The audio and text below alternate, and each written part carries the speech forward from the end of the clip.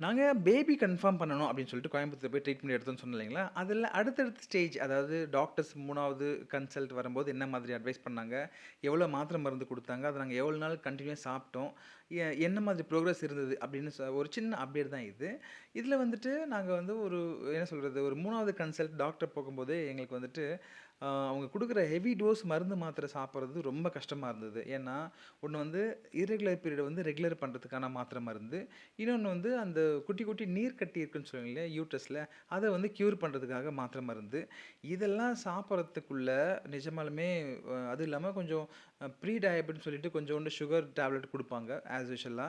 இதெல்லாம் சாப்பிட்ட உடனே உண்மையாலுமே மயக்கம் வந்துருது. நம்ம பாடியே தாங்கல. அவ்வளோ ஹெவி டோஸ் மாத்திரை மருந்து. நாங்க ஒரு 10 நாள்லயே நிறுத்திட்டோங்க. ஆக்சுவலா 2 மாசத்துக்கு கன்டினியூவா மாத்திரை வாங்கிட்டோம். நெறைய உடனே போன உடனே.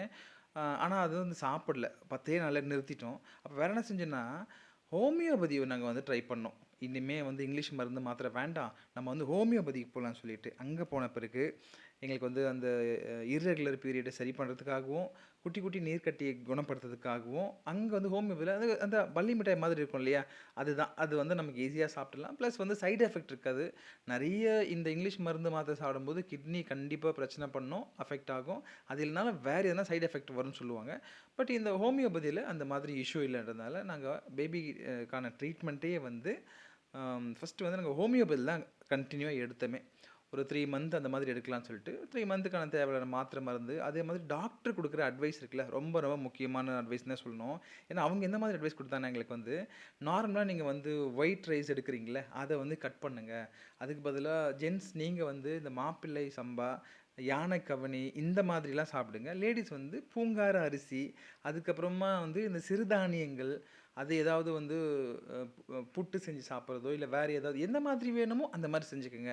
இப்படிதான் சாப்பிடணும்லாம் இல்ல அப்படின்னு சொல்லிட்டு அவங்க குடுத்த அந்த அட்வைஸ் இருக்குல்ல, ரொம்ப ரொம்ப யூஸ்ஃபுல்லா இருந்துச்சு. ஏன்னா அங்க போன பிறகு தான் இவ்வளோ விஷயம் இருக்கு. நம்ம வந்து வெறும் ஒயிட் ரைஸு இல்லன்னா பிரியாணி, ஃப்ரைட் ரைஸு சாப்பிட்டுட்டு இருந்தோம் சென்னையில. அங்க போன பிறகு ஒயிட் ரைஸே விட்டுருங்கன்னு அவங்க சொன்னது கொஞ்சம் ஆச்சரியமா இருந்தது. பட் புதுசாவும் இருந்தது. நாங்களும் அத நெறைய கத்துக்கிட்டோம். அதுக்கப்புறமா சுகர வந்து ஃபர்ஸ்ட்டு அங்க தான் நாங்க வந்து கட் பண்ணோம். அதுக்கு பதிலா நாட்டு சர்க்கரை வாங்க ஆரம்பிச்சோம். ஒயிட் ரைஸ்க்கு பதிலா இந்த மாதிரி பூங்கார் அரிசி, மாப்பிள்ளை சம்பா, அதுக்கப்புறமா வந்து கருப்பு கவனி இந்த மாதிரி அரிசியெல்லாம் வாங்க ஆரம்பிச்சதே கோயம்புத்தூர் போன பிறகு தாங்க. எங்களோட கிச்சன்ல மேஜர் சேஞ்சஸ் கொண்டு வந்ததே அங்க போயிட்டு பொள்ளாச்சி லைஃப் வந்து ஸ்டார்ட் பண்ண பிறகு தான் நெறைய சேஞ்சஸ் கொண்டு வந்துட்டோம். அதிலிருந்து நாங்க இன்னைக்கு வரைக்கும் சுகர் வாங்குறதே 99% வாங்குறது இல்ல. வீட்ல சுகர் வைக்கிறதில்ல. அது நல்ல விஷயம். நெறைய சேஞ்சஸ் குடுத்தது. அதுக்கப்புறம் காய்கறி நெறைய எடுக்க ஆரம்பிச்சதும் அங்க தான். ஃப்ரூட்ஸோ எல்லாமே நமக்கு இங்க சென்னையில இருந்தது. பட் எதுக்கும் இம்பார்ட்டன்ட் குடுக்கலன்னு சொல்றேன்.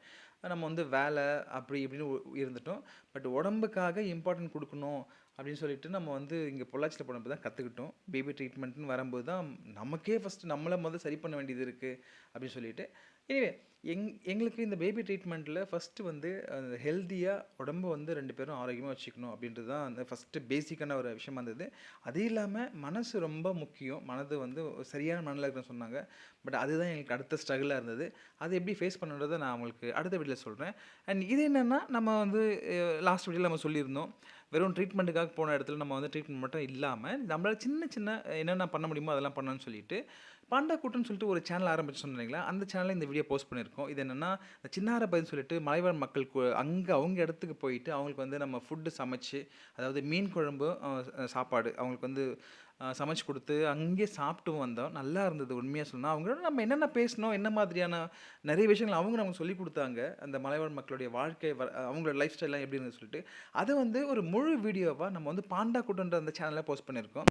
மறக்காம பாண்டா குட்டம் சேனல போய் பாருங்க. இந்த வீடியோ வந்துட்டு இன்னும் டீட்டெயிலா இருக்கும். நம்ம சேனலுக்கு ஒரு லைக் குடுத்துட்டு, நம்ம சேனலோட தொடர்ந்து இருங்க. Thank you.